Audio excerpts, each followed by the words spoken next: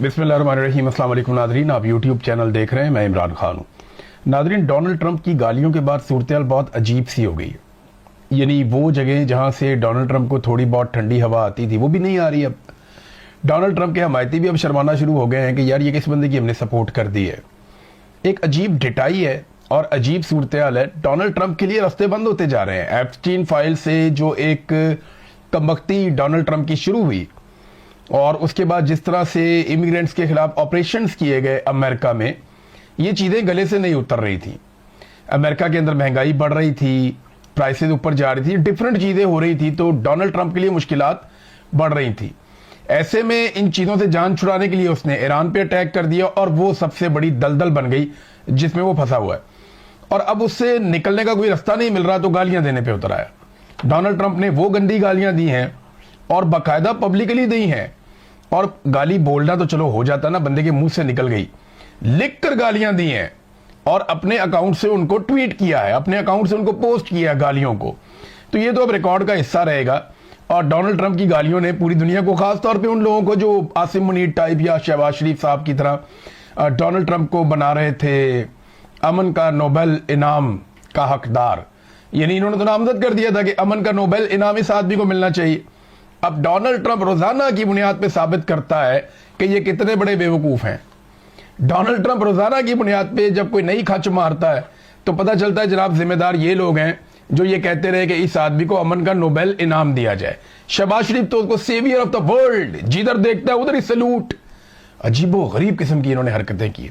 तो अब वो डोनाल्ड ट्रंप की गालियों ने हालात को बहुत कशीदा बना दिया। डोनाल्ड ट्रंप पे उसके ऊपर धमकियां भी दी हैं कि बिजली घरों पे और पुलों के ऊपर बड़ी तबाही फैलाई जाएगी, इंफ्रास्ट्रक्चर तबाह किया जाएगा। और फाइनली एक ट्वीट किया डोनाल्ड ट्रंप ने, उसमें लिखा ट्यूसडे 8 PM ईस्टर्न टाइम। ये ईस्टर्न टाइम अमेरिका का जो ईस्टर्न एरिया है या कनाडा का, वो उसको कहते हैं आप।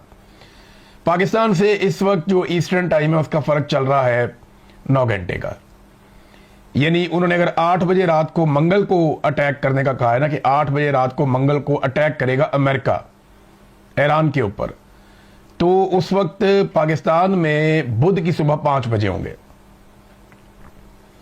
पाकिस्तान का टाइम फॉरवर्ड चलता है ना, तो बुध की सुबह 5 बजे होंगे पाकिस्तान में और अमेरिका का जो ईस्टर्न टाइम है वहां पे मंगल की रात 8 बजे का टाइम होगा। तो ये डोनाल्ड ट्रंप ने टाइम भी बता दिया कि जनाब इस टाइम पे हमला किया जाएगा। अब बहुत कभी इम्कान है कि मुज़ाकरात हो जाएं अगले 1 दिन में या मैक्सिमम 2 दिन में, क्योंकि इसमें बड़े संजीदा लोग भी अब बीच में पड़ गए हैं कि किसी भी तरह ये मुज़ाकरात करवाए जाएं। तो पीर का दिन और मंगल का दिन, ये दोनों दिन बहुत इंपॉर्टेंट हैं।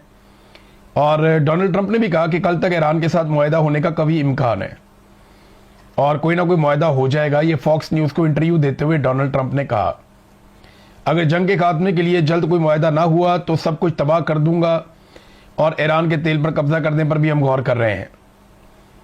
और इंटरव्यू में उन्होंने कहा कि एक मुआहदा कल तय पाने का कभी इम्कान है और वो इस वक्त मुज़ाकरात कर रहे हैं। ये डोनाल्ड ट्रंप ना कह देते हैं बात, लेकिन निकलता कुछ नहीं। पिछले 1 महीने से डोनाल्ड ट्रंप मुज़ाकरात ही कर रहा है। शुरू में लड़ाई की, जब ईरान ने वापस मारना शुरू कर दिया, इन्होंने मुज़ाकरात शुरू कर दिए। लेकिन अब टाइमलाइन देखें, सबसे पहले कहा जी एटमी सलाहियत का खात्मा करेंगे, मिसाइलों की सलाहियत का खात्मा करेंगे। ईरान ने कहा हो जी कर लो, कुछ भी नहीं हुआ। फिर कहा जी कि अवाम से हम बगावत करवा देंगे, रिजीम चेंज हो जाएगा, वो भी ये कोशिश करके देख लिया, नहीं हुआ। बल्कि यहां एक और खबर है, डोनाल्ड ट्रंप ने एक और एतराफ़ किया अपने इंटरव्यू में। डोनाल्ड ट्रंप ने एक एतराफ़ जुर्म किया कि ईरान में होने वाले मुजाहरों में, ये जो आज से कुछ अर्सा पहले मुजाहरे हो रहे थे, उन मुजाहरों में मुजाहिरीन को असला भी कुर्दों के जरिए से भिजवाया, लेकिन मुजाहिरीन तक वो असला पहुंचा नहीं। अब आप यहां से अंदाजा करें कि दहशतगर्दी और क्या होती है कि आप अवाम के हाथों में असला पकड़ा देंगे, मारो हुकूमत को या कत्लेआम करो मुल्क के अंदर।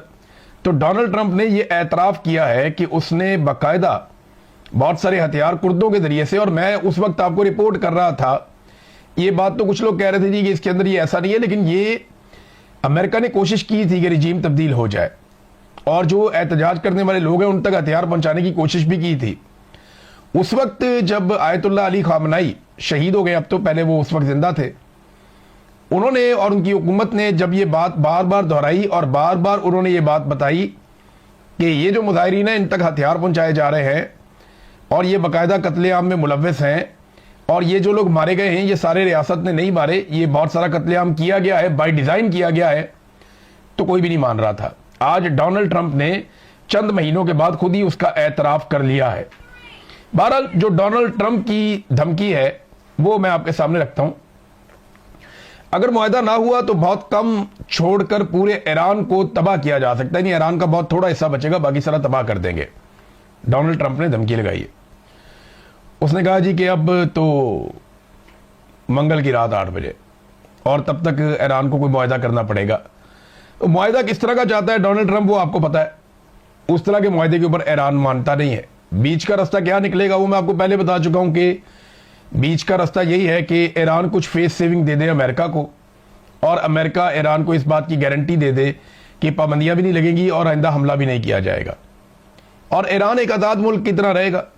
वो अपने मामलात को आज़ाद मुल्क की तरह देखेगा, और आबना हुर्मुज़ को अब वो कंट्रोल करना चाहते हैं। यहां पे आके फड्डा पड़ जाता है। इसका जवाब दिया है ईरान ने। ईरान का जो रद्द-ए-अमल आया है, अब ये सुप्रीम लीडर मुश्तबा खामनाई के सीनियर मुशीर हैं अली अकबर वलायती, उन्होंने कहा कि मुज़ामती महाज की मुत्तहिदा कमान बाबुल मंदब को आबनाए हुर्मुज़ की तरह देखती है। अमेरिका ने दोबारा कोई गलती की तो आलमी तवानाई और तिजारत का बहाव एक ही वार से मफलूज हो सकता है, यानी फिर आलमी तवानाई भी नहीं होगी और तिजारत का जो बहाव है वो भी हम रोक देंगे, और ये हम एक ही बार से कर देंगे। ईरान के पास भी स्ट्रेटेजी तो है ना, उनके पास अपनी हिकमत अमली है कि अगर ठीक है अमेरिका ये करेगा तो हम ये करेंगे, अगर वो करेगा तो हम वो करेंगे। तो इन्होंने भी, ईरान ने भी अपना कुछ ना कुछ बंदोबस्त करके रखा हुआ है। लेकिन अमेरिका जो करने जा रहा है उसका नुकसान कोई ईरान के अंदर जो रिजीम है उसको नहीं होगा, वो तो अवाम को नुकसान होगा। अगर इंफ्रास्ट्रक्चर आप तबाह कर देंगे, आप पावर प्लांट्स तबाह कर देंगे, आप ग्रिड्स तबाह कर देंगे, आप पुलों को और इंफ्रास्ट्रक्चर को तबाह कर देंगे, इमारतों को तबाह कर देंगे, रिहायशियों को तबाह कर देंगे, तो ये तो आम ईरानी को इसका नुकसान होगा। ईरानी अवाम जो है वो इसका खुमियाजा भुगतेगी। बहरहाल डोनाल्ड ट्रंप ने बहुत सारा कुछ करके देख लिया, कभी इंफ्रास्ट्रक्चर को तबाह किया, कभी अवाम से बगावत कराई, कभी लीडरशिप का कत्लेआम करवाया, कभी 2 दिन का वक्त दिया, फिर 5 दिन का वक्त दिया, फिर 10 दिन का वक्त दिया, मुज़ाकरात की कोशिश की, फिर हमलों की धमकियां दी, फिर कहा जी ज़मीनी अफवाज हम भेज देंगे, और अब मंगल की शाम 8 बजे। अच्छा, ज़मीनी अफवाज भेजने के ऊपर ना एक सर्वे हुआ है। ये सर्वे हुआ अमेरिका में और करवाया CNN ने। CNN आजकल बहुत सर्वे करवा रहा है। डोनाल्ड ट्रंप के वैसे भी CNN खिलाफ है, ये बात आप याद रखिएगा। मैं CNN का हवाला देता हूं तो एक मार्जिन आपको रखना है कि CNN डोनाल्ड ट्रंप के खिलाफ है और डोनाल्ड ट्रंप CNN के खिलाफ है। फॉक्स न्यूज डोनाल्ड ट्रंप के हक में है और डोनाल्ड ट्रंप और उसकी पार्टी फॉक्स न्यूज से प्यार करते हैं। अब CNN ने एक और सर्वे करवा दिया, लेकिन देखिए अमेरिका में झूठे सर्वे आप करवा नहीं सकते, वो केस हो जाता है, बंदा फंस जाता है, चैनल भी फंस जाता है, उसकी क्रेडिबिलिटी भी बढ़ जाती है। बहरहाल ये CNN ने जो सर्वे करवाया उस सर्वे के मुताबिक 68% अमरीकी, 68% अमेरिकन वो ये कहते हैं जनाब कि ईरान की जमीन पे हमें फौज नहीं उतारनी चाहिए, मुसीबत बन जाएगी, वो इसके खिलाफ है। अच्छा, कितने फीसद अमेरिकन ये कहते हैं कि फौज उतारनी चाहिए? ऐसा नहीं है कि 68% अगर कुछ और बात कर रहे हैं तो बाकी 32% कुछ और बात करें, नहीं, सिर्फ 11% हैं जो कह रहे हैं कि फौज उतारनी चाहिए। यानी 11% अमरीकी डोनाल्ड ट्रंप के अगर ये फैसला करता है कि फौज उतारते हैं तो उसके साथ हैं, और 68% अमरीकी इसके खिलाफ हैं, जबकि 21% अमरीकी कहते हैं जी हम इसके ऊपर कोई बात नहीं करते, हमारी इस पर कोई राय नहीं है। यह है इस वक्त अमेरिका के अंदर पाई जाने वाली सोच। नाज़रीन, एक बड़ा इशू और है, वो है बुशहर, जहां से रूस ने अपने बहुत सारे वर्कर्स को अभी निकाला है। बुशहर में एक एटमी पावर प्लांट है ईरान का और ये फंक्शनल है। अब ईरान ये बार बार बता रहा है कि इसके आसपास धमाके हो रहे हैं, कभी ड्रोन मारा जाता है, कभी मिसाइल मारा जाता है, कभी रॉकेट मारा जाता है, तो इसके आसपास बहुत करीब में धमाके हो रहे हैं, और एक गलती और पूरा खित्ता लपेट में आ जाएगा। और ये IAEA रोजाना की बुनियाद के ऊपर 3-3, 4-4 दफा पूरी दुनिया को खबरदार कर रही है। जो ये एटमी असासों के हवाले से आलमी इदारा बना हुआ है, वो पूरी दुनिया को बार बार खबरदार कर रहा है कि ये रोके आप, ये हो गया तो सब फंस जाएंगे। और सब कैसे फंसेंगे मैं आपको बताता हूं। बुशहर में अगर ये ताबकारी हो जाती है ना, तो याद रखिएगा कि अप्रैल के महीनों में जो हवाएं चलती हैं ना, अप्रैल और मई के महीनों में, ये नॉर्थ वेस्ट चलती हैं।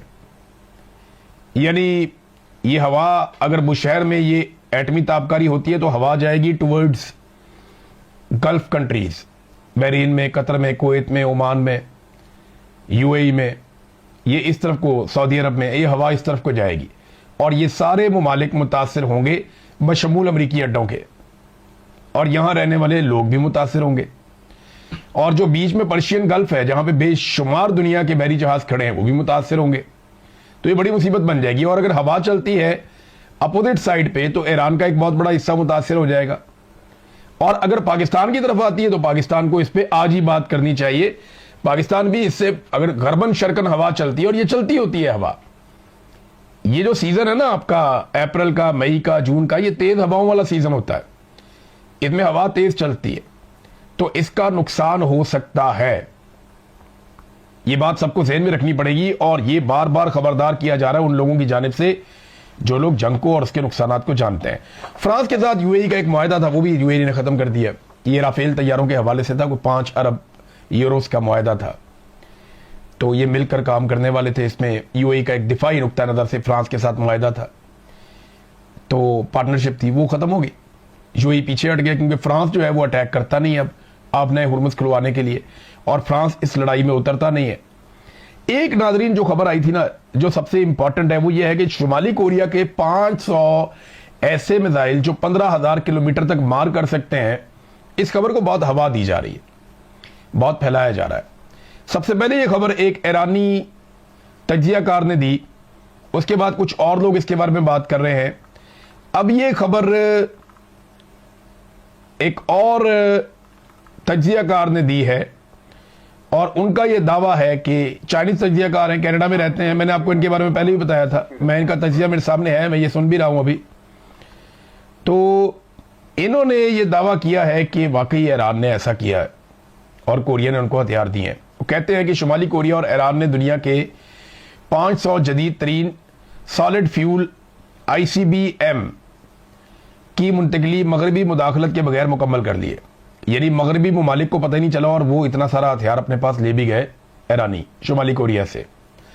शुमाली कोरिया का तैयार करदा 500 हवासोंग 18 मिसाइलों का निज़ाम, जिसने 2023 के तजर्बाती लॉन्चों में 15,000 किलोमीटर से ज़्यादा की दूरी तक मार करने की सलाहियत दिखाई, अब सिर्फ इसराइल या मशरिक़ वस्ता में अमरीकी अड्डों तक ही नहीं बल्कि खुद अमरीका तक पहुंचने की सलाहियत रखता है। ये 500 मिसाइल एक इंतहाई खुफिया लॉजिस्टिक ऑपरेशन के जरिए ईरानी सरजमीन पर ज़ेरे ज़मीन महफूज मकामात पर पहुंचा दिए गए हैं, जहां वो ईंधन से भरे और निशाने पर सेट खड़े हैं। ये जनाब एक दावा है, दोबारा एक और जानिब से भी आ गया। जो चाइनीज तज्जियाकार है वो भी ये कह रहे हैं, इससे पहले जो है वो ईरानी तज्जियाकार है वो भी ये कह रहे हैं।